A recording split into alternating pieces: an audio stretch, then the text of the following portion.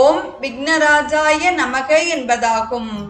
விக்னேஸ்வரக அல்லது விக்னராஜக இவ்விரண்டு நாமமும் ஒன்றே. அதாவது தடங்களை ஏற்படுத்துபவர், தடங்களை நீக்குபவர்கள், ஏதாயிலும் சிறு தடங்கல்களை தந்து வழிபாடு மூலம் மகிழ்ந்து மிகுந்த சிறந்த நன்மைகள் செய்பவர். அவருடைய தொழில் தடங்கல்களை நீக்குவது. அவருக்கு பாரபட்சம் கிடையாது. சொந்த அப்பா, அம்மா, தம்பி, மாமா, பிரம்மா, பக்தர்கள் அனைவருக்கும் சிறிய தடங்கல் நேர்ந்தால் அவர்கள் உணர்ந்து விக்னராஜாவை பணிந்தால் தடங்கல்களை எல்லாம் நீக்கி நலம் செய்பவர்.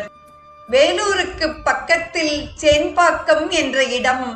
அவ்வழியாக துக்கேஜி என்ற மகாராஷ்டிர மந்திரி போய்கொண்டிருந்தார். இருட்டில் ஓரிடம் வந்ததும் குதிரை வண்டியின் அச்சு முறிந்து விட்டது. கீழே பார்த்தால் இரத்த கசிவுகள் தெரிந்தன. அரசனுக்கு ஒன்றும் புரியவில்லை. கவலை கொண்டான். அவரோ கணபதி பக்தர். வெளிச்சத்தில் அச்சு சரி செய்த பிறகு காலையில் போகலாம் என்று அங்கேயே உறங்கினார். துக்கேஜிக்கு இரவு ஒரு கனவு. கணபதி தோன்றினார். நான் தான் உனக்கு இந்த தடங்களை செய்தேன். நான் இங்கு பூமியின் கீழ் புதைந்துள்ளேன். 11 மூர்த்தங்கள் பிரணவ வடிவில் ஏகாதச ருத்ரர்கள் போல் இருப்பேன்.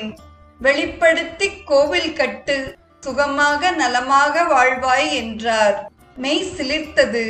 காலையில் பூமியை வெகு ஜாகிரதையாக தோண்ட 11 லிங்க ரூபமான கணபதிகளை எடுத்து வழிபட்டான்.